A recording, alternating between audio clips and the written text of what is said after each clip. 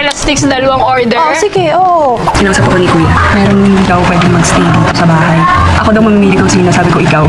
Mamatay ako, joke. Promise. Saku, Di ako nag-joke, promise. Bakit ako papatawagin na ako lang? Kapag totoo yung sinabi ko, anong gagawin mo sa akin? mozzarella sticks, dalawang order. Oh, sige, oo. Siguro para dire-diretso na mas mahaba yung paalam.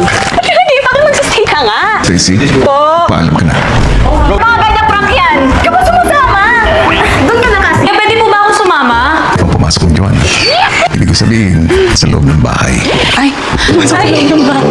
Ana, ano ba talagang gusto mo?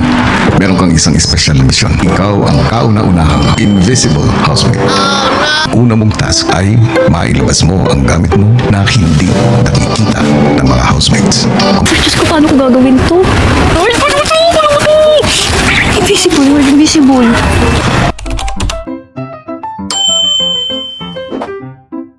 Na-excite po ako nung sinabi niyo, magsistay ka ng 1 week dito. Wala pong tao sa living room, kuya.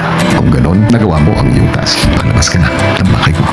Kuya, sobrang saya po. 4 days lang yun, kuya, pero parang iba yung feeling na sobrang at peace ako, kuya.